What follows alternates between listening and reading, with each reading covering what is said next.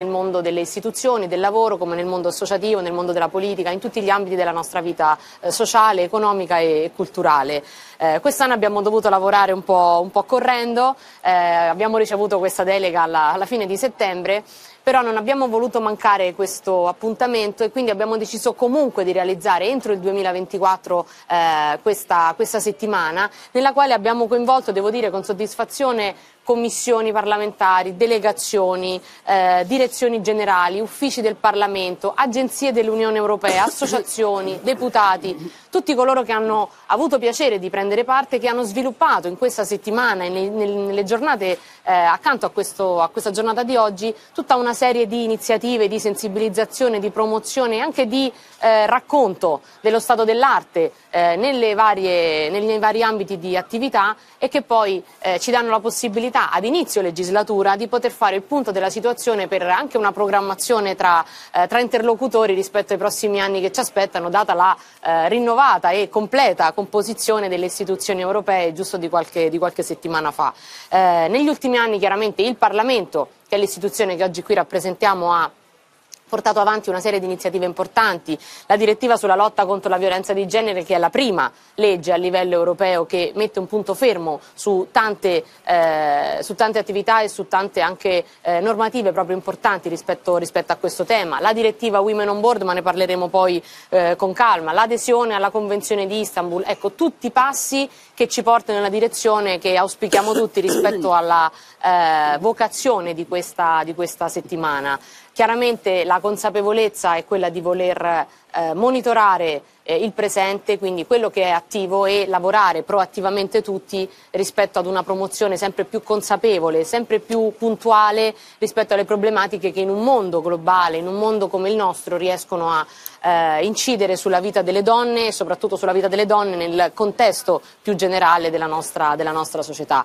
Oggi parliamo del mondo digitale, quindi poi andremo ad approfondire questo tema con la nostra moderatrice, che ringrazio, e sono lieta di presentare gli ospiti che sono a questo tavolo insieme a noi, la collega Kopac, vicepresidente del Parlamento europeo insieme a me e presidente del High Level Group of Gender Equality, quindi insomma lavoriamo a stretto contatto proprio anche nell'organizzazione di questa settimana, la presidente della Commissione FAM, Lina Galvez Muñoz, che ringrazio per la collaborazione e anche per l'accoglienza in questa mia nuova esperienza parlamentare, quindi veramente grazie per il tuo lavoro e spero insomma di poter collaborare insieme, il presidente Zapatero, former president spagnolo, che ringrazio per la sua presenza e per gli spunti che potrà darci, oltre a Catherine De Boll, che rinnovo ovviamente, direttore esecutivo di Europol, che non potrà essere qui con noi ma ci ha mandato un videomessaggio che prego la regia di mandare. Grazie. Honorable members of the European Parliament, Excellencies, my dear colleagues. Violence against women is a subject that is profoundly close to my heart. As a human being, as a woman, and also as part of the law enforcement community. This is why I felt the need to share my thoughts on this issue, even though I could not connect to the discussion in person. I will begin with an event that particularly touched me. In 2021, a staff member of Europol, a young Bulgarian woman, was murdered by her ex-partner. First, she was only missing, and her friends were trying to find her. They knew she had met her ex-partner, and since then, she couldn't be reached anymore. Local police was involved, and then the bitter truth came out. She was dead. This event shook all of us. It served as a painful reminder of how omnipresent violence is, and how no environment, no matter how seemingly protected, is exempt from its reach. The case I mentioned is just one example, but also the statistics on violence against women speak by themselves. 1 out of 3 women in the European Union has experienced physical or sexual violence. Yet, we must look beyond the statistics and acknowledge the human stories behind. Real people, like my Bulgarian colleague, whose lives are cut short and forever ended. This is the paradigm shift our society and our criminal justice system urgently needs to address: under-reporting and under-prosecution of these crimes. Only 14% of women who have reported having experienced acts of violence in anonymous surveys have reported the incident to the police, against 21% to a healthcare service or social service provider. While we need education on gender-based violence at a societal level, we also need specialized training for law enforcement and cooperation between police, prosecution, and victim support associations. By including cyber violence, the EU Directive on Combating Violence Against Women represents a good step forward. From online harassment to image-based abuse, cyber violence further victimizes women, requiring innovative investigative tools and cross-border collaboration. Europol is committed to supporting member states in these efforts through law enforcement innovation. While judicial progress is made, societal awareness is rising and reporting increases too, we must ensure our justice systems meet these rising expectations. Let us collectively recommit to eradicating this violence from every angle: physical, digital, systemic. Let us work together to ensure that no woman feels alone, unheard, or unsupported.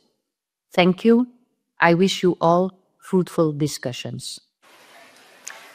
Thank you, Vice President Berna, and of course thank you to Catherine de Boll with her clear message that she shared at the beginning of this panel. As technology shapes every aspect of our lives, it's crucial to address how it impacts, in particular, women, both positively and negatively. Before starting, I want to mention, of course, that this event is being streamed on the Parliament's Multimedia Centre, but also on our official Facebook pages, YouTube channels, with interpretation in 24 languages. So now let me take up from what Mrs. de Boll mentioned and start with evaluating the progress we made at European level in protecting men and promoting gender equality. I'll start with you, Vice President Berna. I would like to know which directives, and you already touched upon it in your introductions, adopted during the last term of the Parliament have made the greatest impact in improving safety, but also the work-life balance and the economic growth of women. And maybe also to build from there, what are the other measures that we would need to ensure women's empowerment in a digital area? Grazie mille. Entriamo subito nel merito e ho prima già menzionato alcune direttive. Io sono alla prima legislatura, quindi sono neofita di questa assemblea, ma sicuramente posso dire che sono stati fatti passi molto importanti, anche arrivando da amministrazioni locali e nazionali. Chiaramente vedo che l'Unione Europea e posso dire insomma che sono state fatte veramente tutta una serie di attività e di normative che possono dare esempio e possono mettere le basi anche per diciamo, le attività che possono svolgere gli Stati membri. Ne cito alcune come la direttiva sull'equilibrio tra vita privata e vita lavorativa anche per i congedi parentali dei papà, e quindi tutta la parte diciamo, di aiuto e sostegno alle donne rispetto a una divisione del carico familiare che consente anche un empowerment dal punto di vista lavorativo, perché comunque inevitabilmente sulla mamma, sulla donna ricade una responsabilità genitoriale e familiare più cogente, ma la facoltà che anche l'Unione Europea fornisce rispetto alla possibilità di sostegno ai papà significa che si vuole puntare su una parità veramente di realtà, e questa credo sia una delle direttive importanti da citare, perché poi nella vita quotidiana di tutti noi, io ho 3 figli, quindi ho mio marito che come me è impegnato in politica, e quindi siamo entrambi investiti di questa responsabilità, e credo che la condivisione anche a livello di aiuto e di sostegno anche da parte di normative sia fondamentale. Lo viviamo nella nostra vita di tutti i giorni.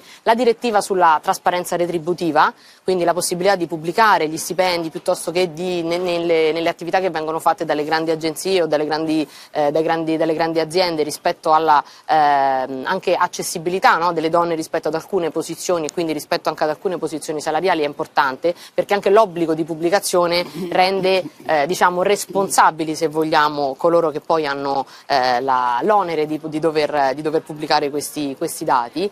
La direttiva delle donne nei consigli di amministrazione, la cosiddetta Women on Board, che è una direttiva che consente di poter accedere alle più alte cariche dei consigli di amministrazione. In Italia abbiamo un esempio transitorio che c'è stato negli anni scorsi. È chiaro che io ritengo che sia una misura di educazione culturale, perché io lo dico chiaramente, sono per il merito, non sono per le quote in quanto tali, ma sicuramente in un mondo come il nostro, in una società come la nostra, questo tipo di normative sono importanti per instillare un cambiamento culturale e quindi dare la possibilità di entrare alle donne, di dimostrare quello che possono fare e di poterle mettere sullo stesso piano rispetto comunque a un mondo che è molto più man-driven se vogliamo, no? Rispetto a questa attività, e ce ne sono anche diverse altre rispetto al mondo digitale. È chiaro che sono tutte normative che sono state messe in campo in un quadro anche direi armonico, perché come vedete toccano più aspetti e più campi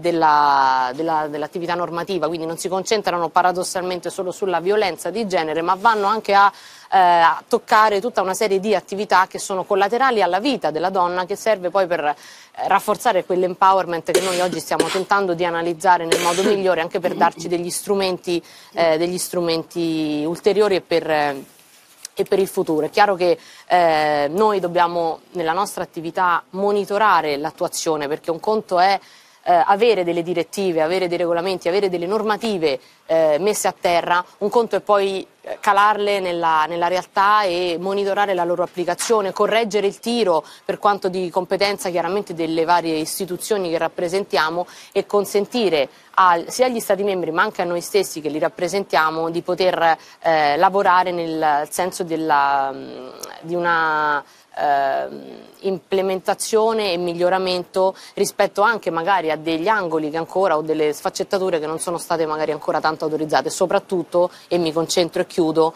la parte digitale, che è quella che in questo momento, proprio per la vastità e la difficoltà diciamo nell'arginare, ne parlavamo prima con i ragazzi che abbiamo incontrato, con i content creators che abbiamo incontrato poco fa, la difficoltà nell'arginare alcuni tipi di espressioni che chiaramente in rete e online sono assolutamente incontrollati o non hanno questo. Ecco, io credo che il nostro compito sia quello di monitorare, controllare e poter agire chiaramente con le nostre prerogative dove possiamo implementarle. Yes. Thank you very much, Mrs. Berna, and I think you touched already the core of this issue. The social media have really fueled gender-based violence and hate speech, and it's amplified by the anonymity on these digital platforms. So I'll turn to you now, Vice President Kopacz. You're heading the high-level group in the European Parliament on gender equality and diversity. We see that women face targeted abuse, including also intimate images that are violated, deep fakes is a new trend, of course, extortions that are taking place online, and which can really escalate, and we saw it in the testimony of Mrs. De Boll, into a real-world hate crime. So I would like to ask you, what do you think the EU has achieved best at the moment in the past years to combat this gender violence, really specifically online, maybe? And what probably could or should the online platforms do to better protect the younger generations, the teenagers, the women from online threats? We know that there's the Digital Services Act. Is it sufficient or not? And we saw there is a huge interest from content creators, for young people engaged in social media, to know how we can protect them better online. Tak, dziękuję bardzo za to pytanie. Chciałabym zacząć od tego, że żyjemy w XXI wieku, gdzie świat przeniósł się do sieci. Przeniósł się do sieci nie tylko z fajnymi rzeczami, przyjemnymi, z edukacją, ale również przeniósł się do sieci z przemocą, która w nieproporcjonalny sposób dotyka przede wszystkim kobiety i dzieci. Jeśli mamy dyskutować poważnie na temat tego, jak walczyć z cyberprzestępczością, z cyberprzemocą, to dzisiaj musimy usłyszeć dwa hasła, które powinniśmy zakodować i budzić się z pamięcią o tym, że przemoc online jest prawdziwą przemocą, że cyberprzemoc krzywdzi naprawdę. Jeśli o tym będziemy mówić młodym ludziom, już na poziomie ich edukacji w szkołach, jeśli będziemy rozmawiać z nastolatkami, których ja tak naprawdę nie widziałam bez smartfona przy uchu, więc oni muszą być tym odbiorcą tych ostrzeżeń, tych dwóch haseł, że to nie jest sieć, to nie jest tylko miejsce, w którym możemy doznać rozrywki, możemy uzyskać pewne informacje, ale możemy spodziewać się również rzeczy bardzo niebezpiecznych. Niebezpieczne jest to, że dzisiaj 1 na 10 Europejek doświadczyła cyberprzemocy od 15 roku życia. Dlatego też, biorąc pod uwagę ilość materiału i danych, które na ten temat mamy, a mamy niezbyt wiele. Dlaczego? Dlatego, że zgłaszalność jest niska, dlatego, że zróżnicowanie poziomu ochrony ofiar w różnych krajach europejskich jest bardzo różny i dlatego również, że nie mamy danych, ale też jest brak zharmonizowanych definicji prawnych. Jeśli dzisiaj chcielibyśmy mówić o tym, że jest jakiś akt prawny, który jednoznacznie w sposób natychmiastowy zakończy ten proceder w sieci, to nie bylibyśmy szczerzy. Wiemy dokładnie, że przed nami jeszcze mnóstwo pracy. Pracy, która na różnych poziomach. Pracy, którą my jako Parlament Europejski możemy wykonać, a więc praca legislacyjna. Tu moja przedmówczyni mówiła o bardzo istotnej rzeczy. Mówiła o końcówce poprzedniej kadencji, kiedy Parlament przyjął pierwsze w historii unijne przepisy dotyczące zwalczania przemocy wobec kobiet. One są bardzo ogólne. Każdy z krajów członkowskich będzie musiał je zaimplementować do roku 2027, ale jest nowy akt o usługach cyfrowych, który od roku 2022, bo on wszedł w życie 2022, który już nakłada na właścicieli platform cyfrowych usuwanie treści, które mogą ranić, które mogą być obraźliwe, które mogą być nieprawdziwe, ale też chronią w sposób oczywisty dzieci. Czyli jak gdyby audyt tego, co pokazuje się w sieci, powinien być pod kontrolą tego, który zarządza tą platformą. Jestem przekonana, że jeśli połączymy oczywiście edukację we wczesnym okresie, plus do tego przepisy prawne i skuteczne ich egzekwowanie, to będziemy mogli mówić dopiero wtedy o tym, że rozpoczęliśmy poważną walkę z cyberprzemocą wśród kobiet. Thank you very much, Mrs. Kopacz. I think I'll come to you, Mrs. Galvez, as chair of the committee in charge of those questions in the European Parliament. We've already heard several good examples of legislations, of also sensitization actions that are taking place. They are some of those legislations that will take full resort as of 2027, that will enter into force. And we heard from Mrs. Berna and Mrs. Kopacz how sometimes we lack the statistics, we lack the possibility to oversee how those type of measures are really implemented. So as chair of the FAM committee, how do you see the work that you can do as Parliament maybe to make sure that these regulations are being implemented across all our member states? And maybe a bit looking ahead, like how are you planning to oversee this through the term, and what do you do? Which new initiatives do you expect from the new commissioner and the new commissioner that was just recently confirmed, Mrs. Labib? What do you expect to be presented in the coming months? So first of all, thank you. Thank you very much for organizing this panel in the Gender Equality Week, which is a good way to show to everyone, to share with everyone what we are doing every day during the year, not only this time, in order to advance on gender equality, women's rights, and protect women in all Europe, because this is what we are doing here, that no women could be more protected for being from one country than to another. So this is very important, and that goes directly into your question on the implementation, because Vice President Sverna said all the good advances we have done in the last term, very good ones, gender-based violence, the first gender-based violence directive for Europe. It is probably one of the most important ones. But now we need to implement in every member state. So we have to be with our eyes very open in order this implementation really reach every single country. Not only gender-based violence, also Digital Services Act, or the Artificial Intelligence Act, that also affect very much what we are talking about this violence. There is a very important thing on the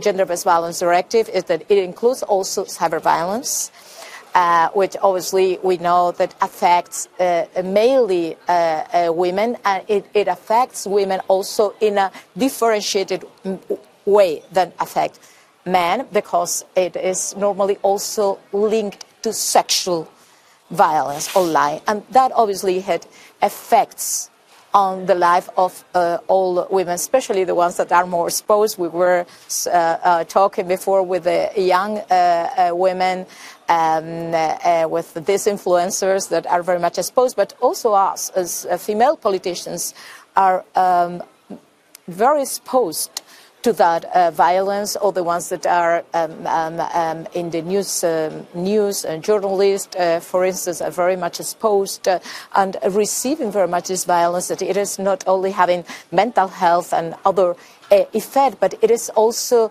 kind of disciplining all us, just saying, don't enter in that space, it is not your space. So it is translating this fear to all women, absolutely to all women. So it is something we really need to stop. And in order really to check how this implementation is going on, probably it would be very good if we will have a council for gender equality. Because we have a council for many things, but we don't have one for gender equality. So it's very important that member states really reach that point, because probably like that we will be able to advance in this harmonization of our gender equality and to achieve gender equality. For instance, to change the Article 83 and to make gender-based violence an Euro crime. I think that is very important. But obviously we will not stop in implementation, and we expect a lot to be done for our in our next commission, for our next commissioner, Laia Habib, that will be our commission for equality and crisis management, and that probably should be taken as a crisis, because it is a crisis. There are 1 out of 3 women in Europe have suffered a different type of violence. So this is a crisis, and we really need to tackle as such. Obviously, we need to advance in a specific legislation, but also mainstreaming. So we need to advance on gender equality policies, but also bringing equality to all policies. This is extremely important.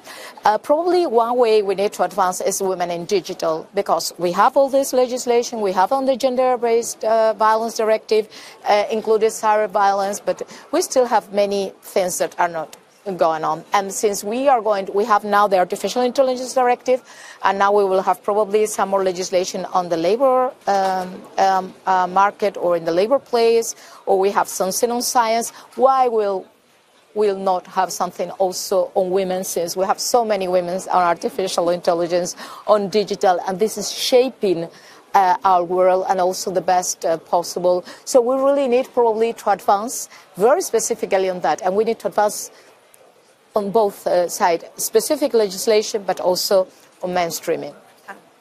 Thank you very much, Mrs. Galvez. I think member states were mentioned, Presidente Zapatero, and the Council, so I'll come to you. Thank you for also being part of this panel. In 2013, you received this Clara Campo Amor Prize for your significant advancement on gender equality during your time as Spanish Prime Minister. And back then, you shared a quote that remains relevant today and that we really wanted to share again. Equality lives in ideas and ideals and blossoms through education and respect. And I think it remains very true. We talked legislation, we talked implementations, but I wanted to ask you, Presidente, what gaps remain in fostering social awareness of the gender equality. How can we further educate, engage younger generation, younger generation on this issue? Gracias.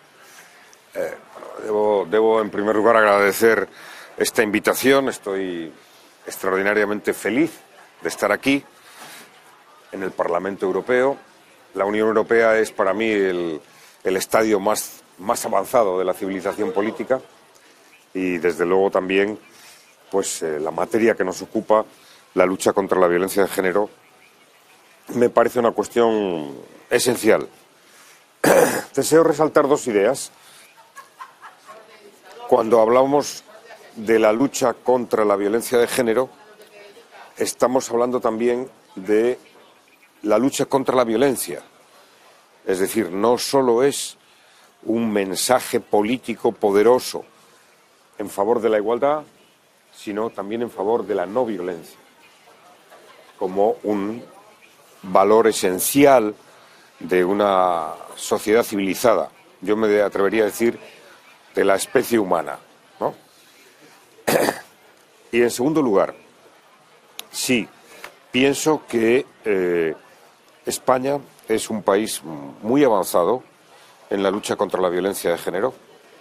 Es el cuarto país en igualdad de género en los ítems de participación política, participación laboral, económica, y hemos construido un sistema político e institucional de lucha contra la violencia de género. Este año yo creo que va a ser el año de menos víctimas mortales desde que hay datos de violencia de género, y significa que estamos avanzando, pero tenemos un problema muy grave, es la violencia vicaria, la violencia hacia hijos de parejas, que se ha incrementado.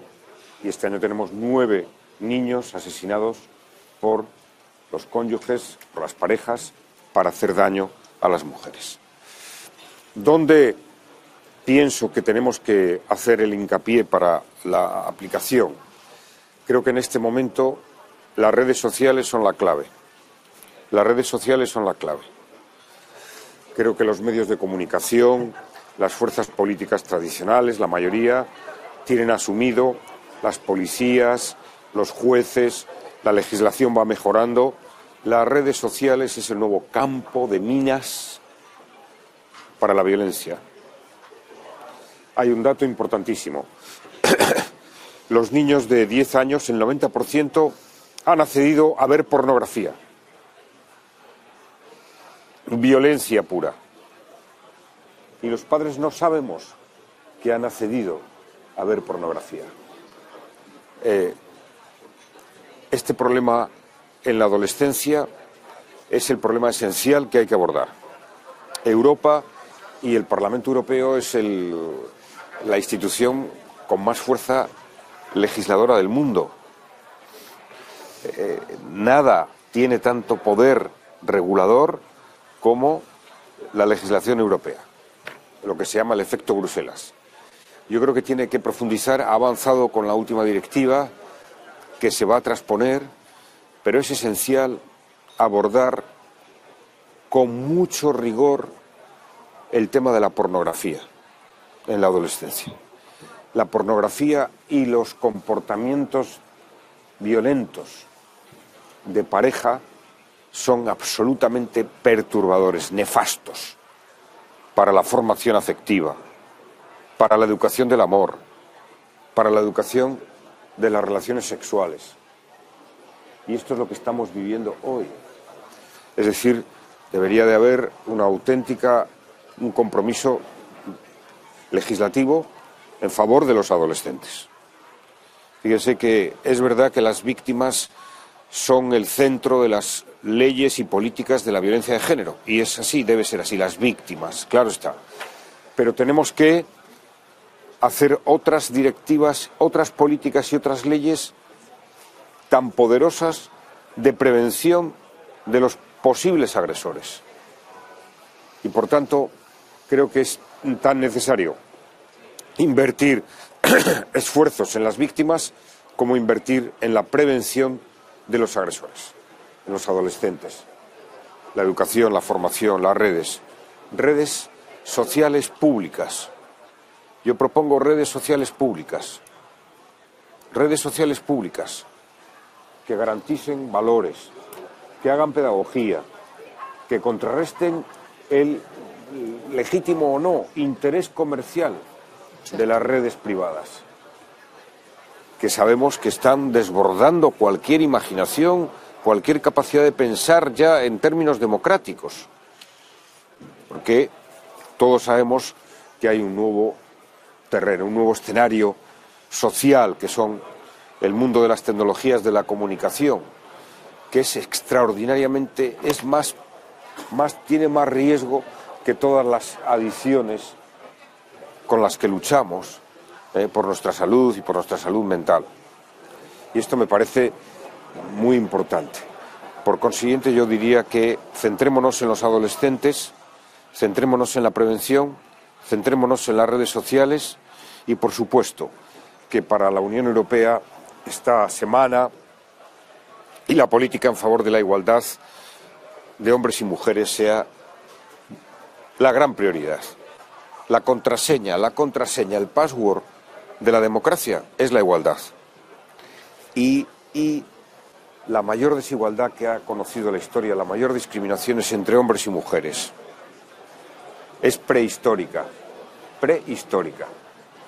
antes incluso del Imperio Romano, antes incluso de la cultura griega.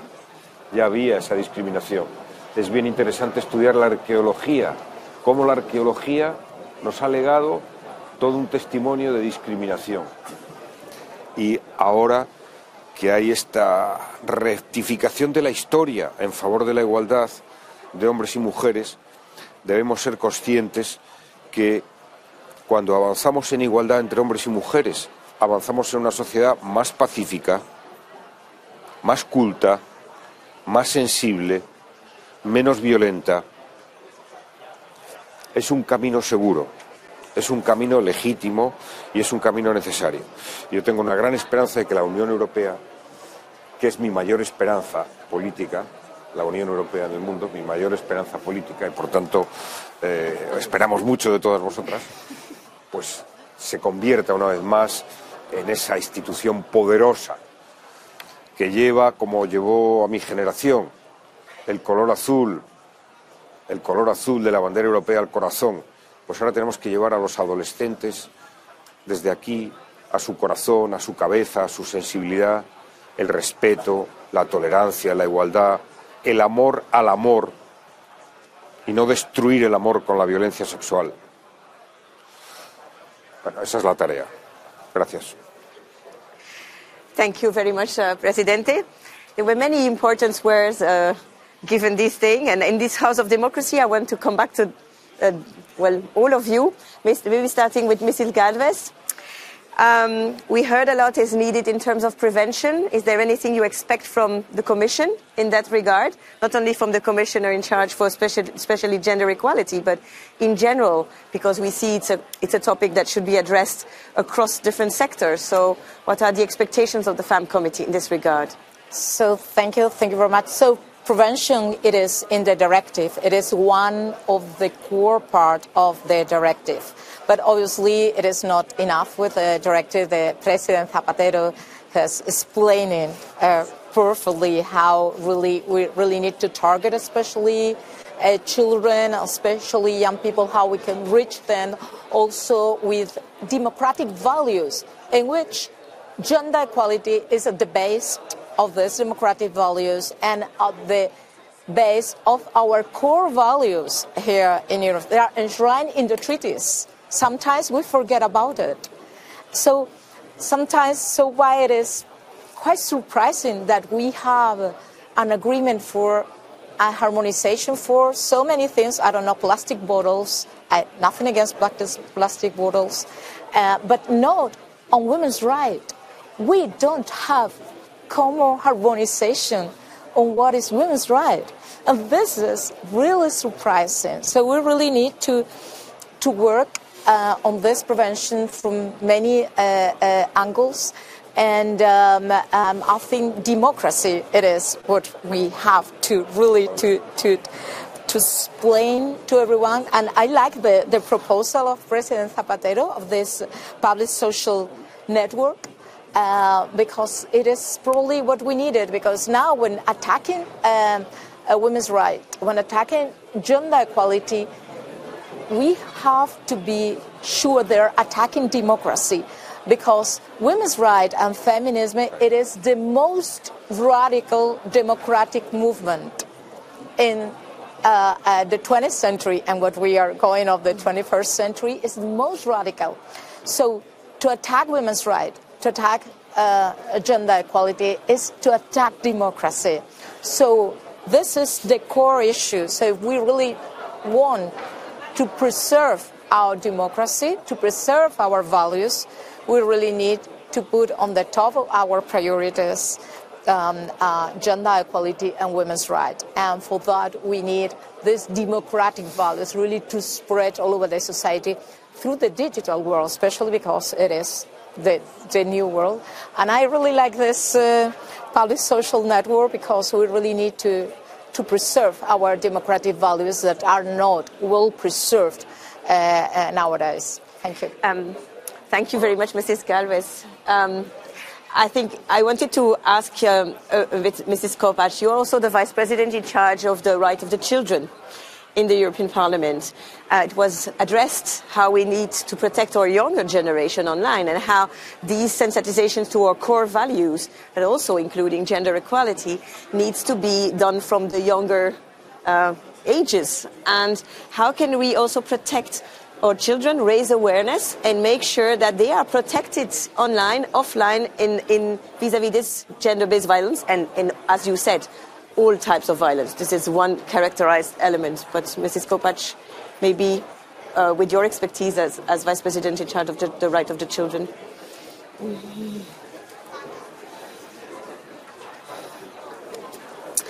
Dziękuję bardzo za to pytanie. Chciałam wrócić do tego, co powiedział pan Zapatero.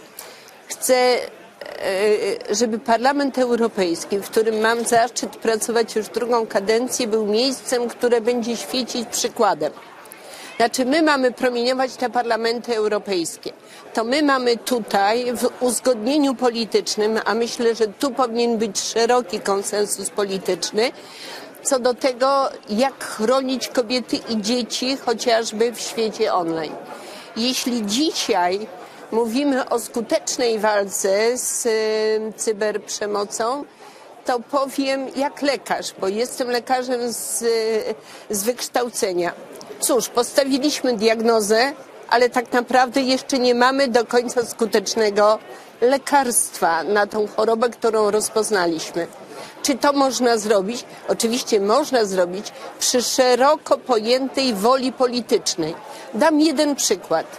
Kiedy byłam premierem swojego kraju, ratyfikowałam konwencję stambulską. Byłam kobietą, premierem, który chciał walczyć z przemocą wobec kobiet. Co się stało wtedy, kiedy przyszli po mnie następcy i na czele rządu stanął mężczyzna? Chciał wypowiedzieć tę ratyfikację, chciał wypowiedzieć konwencję stambulską.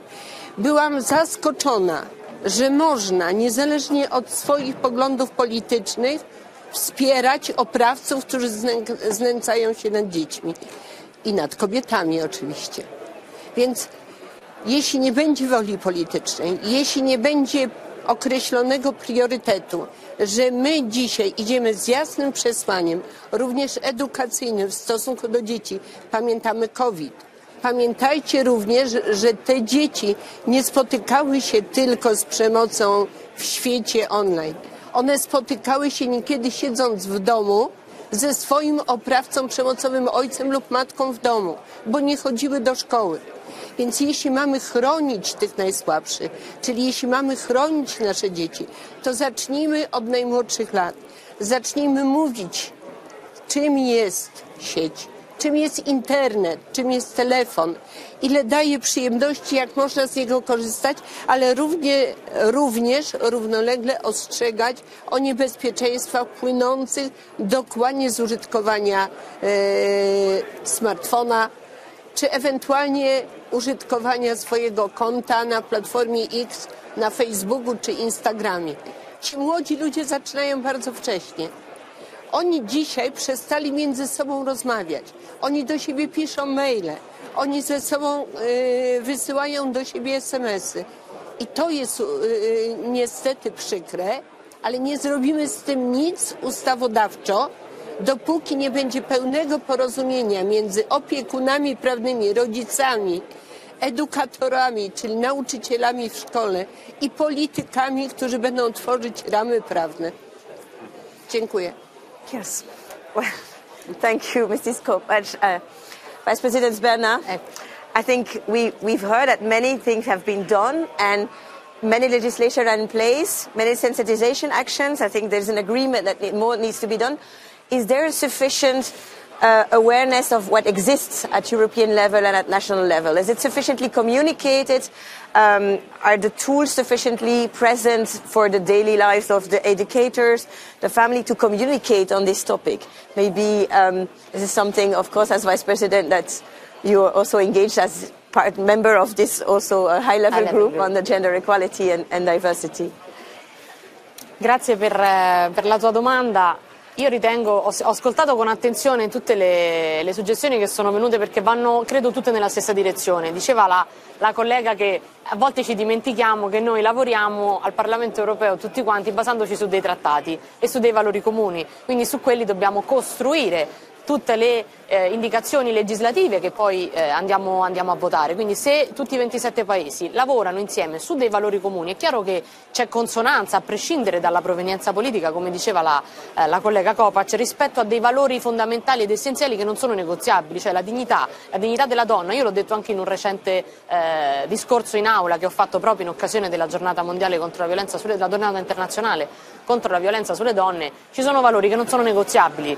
Secondo me si deve partire già dal secondo step, cioè si parte da quello per tutti e da lì si comincia a lavorare. È chiaro che da una parte c'è la normativa, quindi tutto quello che noi dobbiamo mettere nero su bianco affinché ci sia la possibilità di avere delle regole da rispettare che contrastino dei fenomeni che non vanno bene o che vanno arginati e anche sanzionati, perché poi a volte ci sono le regole ma non ci sono le sanzioni e quindi c'è anche la difficoltà di identificare magari un problema, poterlo affrontare, ma poi non essendoci una sanzione diventa complesso anche poterla arginare dal punto di vista anche culturale. E poi credo che dobbiamo fare uno sforzo ulteriore nella nostra veste di legislatori ma anche fuori rispetto al permeare tutte le nostre attività e tutta la nostra comunicazione rispetto a quello che facciamo. Cioè io ritengo che i diritti delle donne, l'empowerment che noi vogliamo promuovere, la eguaglianza all'interno dei contesti delle più ampie associazioni che abbiamo incontrato in questi giorni, i contesti istituzionali che affrontiamo, vadano debbano permeare la nostra attività legislativa. Cioè non dobbiamo pensare che noi parliamo di questo solo all'interno dell'high level group piuttosto che all'interno delle attività della Commissione FAM. Noi dovremmo fare in modo che tutti i nostri colleghi, noi compresi, all'interno di ogni provvedimento che andiamo ad affrontare, qualsiasi essa sia la materia, possa essere letto nella sua concezione ed attuazione rispetto anche a che tipo di empowerment dal punto di vista del genere possa provocare nella sua attuazione, quindi nelle politiche agricole, nelle politiche ambientali, nelle politiche industriali, nelle politiche economiche. Io credo che questo sia il salto culturale che tutti noi dovremmo fare, perché se noi usiamo, è come se fosse una chiave, a prescindere dal tema che utilizziamo dobbiamo approcciarlo con una visione. Poi è chiaro che nella tematica in questione si vada a ritagliare, no? La migliore attività o la migliore normativa per quella tematica. Quindi io ritengo che da questo punto di vista questa è forse la sfida più grande che ci troviamo davanti, e poi tutta una serie invece di attività a cascata rispetto proprio anche alle donne. Cioè io ad esempio sono membro della Commissione Regi, stiamo facendo le opinion sul nuovo Fondo Sociale Europeo, abbiamo fatto degli emendamenti a questa opinion proprio facendo questo sforzo culturale, cioè cercando di capire ad esempio nella nuova programmazione quali possono essere ad esempio processi di alfabetizzazione per le donne che si trovano nelle aree interne, nelle aree periferiche, dove non arriva tutto quello che noi qui ci raccontiamo e ci diciamo, piuttosto che lavorare per i quadri finanziari che stiamo andando ad affrontare all'interno delle diverse commissioni per la prossima programmazione. Ecco, tutto questo secondo me deve tenere conto di misure di credito piuttosto che di potenziamento per le imprenditrici, cioè tutta una serie di attività che vadano chiaramente rispetto alla programmazione che la Commissione si è data, che il Parlamento ha votato, ma che possano andare anche nella direzione di una uguaglianza di genere, di un empowerment femminile che permei tutta la politica europea che stiamo trattando. Ecco, io penso che questo, oltre al coinvolgimento delle famiglie, delle scuole, delle istituzioni culturali ed educative che abbiamo a livello territoriale e a cui noi tutti rispondiamo, ma deve essere secondo me un bilanciamento, cioè da parte nostra qui permeare le politiche che stiamo facendo con questi valori e dall'altra parte trasferirli, anche facendo appello ai ragazzi che abbiamo incontrato prima, ai content creators, ai social media, cioè cercare di lavorare sui messaggi positivi, perché anche online se noi andiamo a lavorare sui messaggi positivi cominciamo a cambiare l'impostazione. Poi è chiaro che le normative su deepfake, controlli vanno fatte a livello comunitario, ma credo che questo possa essere un'impostazione generale che è sicuramente da perseguire. Thank you, Vice President. I'm coming back to you, Presidente, because I think several of your ideas were commented and discussed. We discussed just enforcement and the question of sanctions. Of course, in Spain, there was an advanced policy that was put in place. I challenge you maybe on the suggestion of having a council of ministers that was brought up by Mrs. Calves. How can we harvest the best practices from the different member states? How can we make sure it is across different policies and sectors, beyond having a dedicated council or a dedicated committee? How can the sensitization also be organized at the level of the council and take the best practices from the different member states? I think you had a pioneer role in Europe, so maybe there are suggestions there.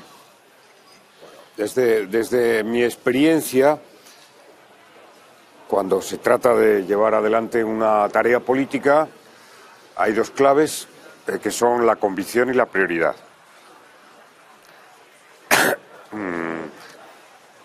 Si uno tiene una convicción en que la lucha contra la violencia de género es algo crucial para una sociedad, crucial para la libertad, crucial para la igualdad, decisivo para una sociedad pacífica, para una sociedad que respete, que valore las relaciones personales, la libertad de una mujer, la libertad de todos y cada uno de nosotros, pues al final es una gran prioridad.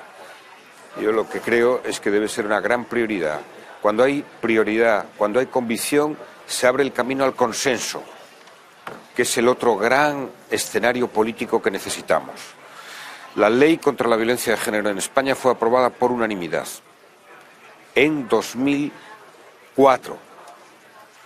Luego hemos hecho un pacto de Estado que ahora está en revisión, adaptándose, que fue aprobado por la inmensa mayoría. O sea, las dos grandes fuerzas políticas. Esto le ha dado mucha fuerza a la lucha contra la violencia de género.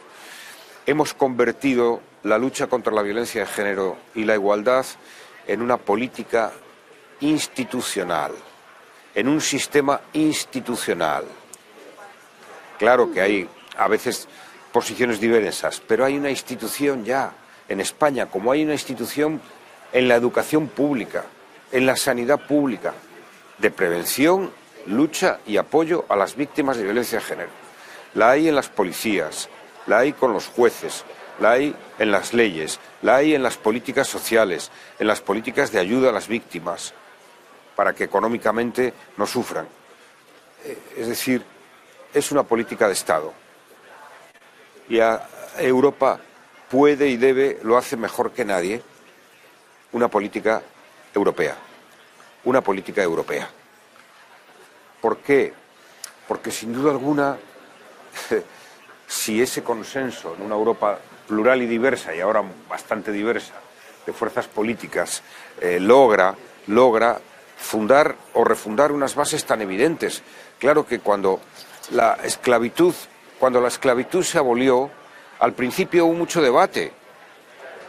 Había abolicionistas y no abolicionistas. Al final se llegó a un gran consenso histórico de abolición de la esclavitud.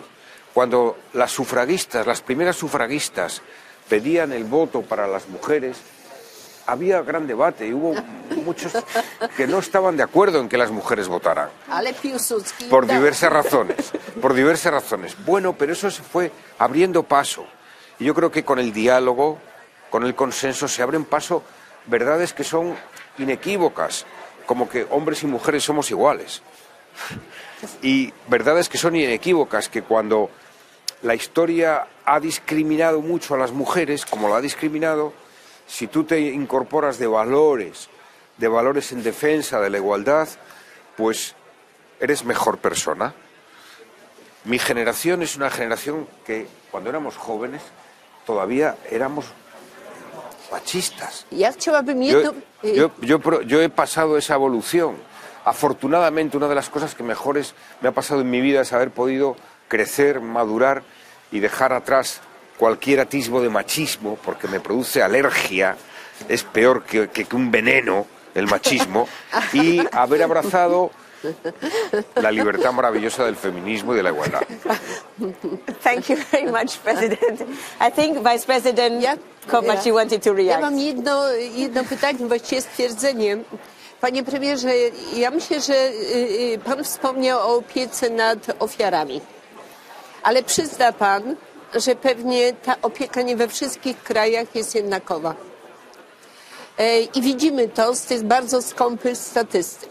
Jeśli tak, to jakby pan widział rolę Parlamentu Europejskiego, Unii Europejskiej, żeby ofiara była ofiarą w każdym kraju, niezależnie od tego, jakiego jest wyznania, z jakiego kraju pochodzi, jakim językiem się posługuje.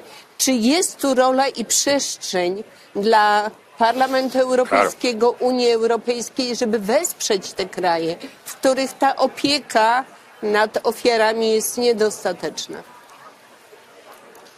Mr. Zapatero. Por supuesto, y además cada vez que se europeiza una política, cada vez que hacemos una política común en defensa de derechos y libertades, damos un gran avance a todos los países. Y yo, por tanto, creo que eso es fundamental, que se pueda, habrá que negociar políticamente, pero no podemos pensar que Europa es la mejor y la más rápida para que los mercados sean únicos. Y está muy bien porque es progreso económico, el mercado común, y no hagamos también una unión en la libertad y en la igualdad en favor de las mujeres. Esto es el reto europeo. Yo digo, sí, hay mucha pluralidad ideológica y política en el Parlamento Europeo. Pero ya lo dijo un escritor argentino, Borges, que todo empieza con el diálogo. Todo empieza con el diálogo. Y que cuando el diálogo se utiliza como método, el diálogo reposado, el sosiego, el razonamiento, se pueden llegar a acuerdos que son muy evidentes. ¿Quién va a poder discutir que hay que proteger a una víctima con sello europeo, a una víctima de violencia de género? ¿Quién va a discutir que es tremendo que de manera inducida los niños de 10 años vean pornografía? Que es un destrozo. Y este Parlamento debe ser el Parlamento de los niños y de los adolescentes europeos, antes que nada. Well, thank you, President. And I think we are reaching the end of this panel, sadly. We see that the topic is very rich and there are many aspects that we could discuss for a longer time. Maybe I'll ask Mrs. Galvez and all of you for maybe the key element that you want our listeners to take away with them for today's panel. Mrs. Galvez, and I'll go around the table. Thank you. Well, I will take the words of President Zapatero, conviction and priority. So for conviction, we need leadership. And I think we could find that leadership here in Parliament. At least the FAN committee wants to play that leader role on advancing on gender equality and women's rights, and we will do it. For priority, we need probably to advance in this gender mainstreaming all over the policy cycle. It is very important budget. This is very important, that we enshrine gender budgeting all over, and also evaluation, that we really could evaluate how policies are really advancing or not, and probably on that gender conditionality you were talking about, REGI and structural funds. So we really need to see how the implementation of these funds will make advance or not gender equality. Thank you, Mrs. Galvez. Vice President Kopasz? Ja bardzo krótko. Ponieważ jestem zwolennikiem współpracy, to jako przewodnicząca grupy wysokiego szczebla do spraw równości i równouprawnienia podpisuję się pod tym, co powiedziała pani przewodnicząca i deklaruję swoją pomoc i wsparcie. Myślę, że to będzie dwustronne. Chodzi o to, aby wszystkie kobiety, niezależnie do której grupy politycznej są przypisane, czuły się po prostu bezpiecznie tu w Parlamencie Europejskim, w życiu, ale miały też równe szanse. Równe szanse zarówno te, które zostały wybrane, mówię o parlamentarzystkach, ale też te, które w Parlamencie Europejskim pracują w administracji. Żebyśmy miały na tyle siłę, a ja w to wierzę i jestem zdeterminowana, że ta kadencja będzie kadencją przełomową, która pozwoli powiedzieć kobietom, zrobiłyśmy więcej niż zrobiono kiedykolwiek. I tego sobie, pani, ale wszystkim nam kobietom życzę. Thank you. Thank you, Vice President. And I think President Zapatero, also a concluding remark on your end. La Unión Europea es ante todo esperanza. Es la mayor y la mejor esperanza que la civilización humana ha logrado en términos políticos. Unir a 27 naciones, 25 lenguas, ideologías plurales diversas, con paz y con democracia y con derechos humanos. Y el capítulo de los derechos humanos es lo que más fuerte hace a la Unión Europea, lo que más fuerte la puede hacer. Y si hay un derecho humano esencial es el de la igualdad de las mujeres. Hay un derecho humano que es ser mujer y tener derecho a no ser víctima ni de acoso, ni de violencia, ni de ciberataques, a ser libre y una persona digna, siendo mujer y siendo hombre. Bueno, ¿cómo no va a ser una tarea que motive, que nos anime y que nos aliente? Mi esperanza está en la Unión Europea. That's a clear message, President. I think you started this panel, Vice President Berna, and I'll give you the floor to conclude it with a statement. I think this was a great opportunity to explore all ongoing efforts, that what is needed, what we can do in the European Parliament, in the different member states, harmonizing best practices. And Mrs. Vice President. Grazie mille, grazie a tutti per questo confronto. Auspicavamo che fosse così e questo credo sia lo spirito che noi dobbiamo avere nel nostro lavoro di tutti i giorni, proprio perché partiamo da valori non negoziabili, come dicevo prima. Lo sforzo in più che dobbiamo fare, oltre a quello di cui parlavamo, quindi budget, chiaramente valori comuni e cambiamento culturale che vada trasversalmente su tutte le attività che svolgiamo, credo sia quello di uscire dalla bolla dell'Unione Europea, perché se l'Europa deve essere la speranza deve essere conosciuta e quindi bisogna che attraverso tutti gli strumenti, chiaramente in modo serio, in modo concreto, in modo veritiero, possano essere raccontati di fuori, quindi forse lo sforzo in più che dobbiamo fare, oltre a quello culturale, è quello comunicativo, cioè uscire dai confini, uscire dai palazzi, andare in mezzo alle persone e raccontare quello che fa l'Unione Europea e farci aiutare a fare meglio quello che il comune sentire può aiutarci a elaborare nelle politiche pubbliche che noi siamo votati per rappresentare. Quindi veramente grazie per questo dibattito, grazie per la tua moderazione e mi auguro che questi spunti possano essere, diciamo, l'opportunità il prossimo anno per fare il punto della situazione su che cosa stiamo portando avanti e gli sforzi che con grande passione portiamo avanti ogni giorno nel nostro mandato europeo. Well, thank you all for engaging in this important discussion. Thank you for your attention also to everyone that followed us online and on Parliament's website. And I engage you to look at the website on Gender Equality Week on the Parliament's website to know more about the initiatives that are taken by all the committees of this House. Thank you very much for having joined us today. Thank you to all the speakers. Thank you. Thank you.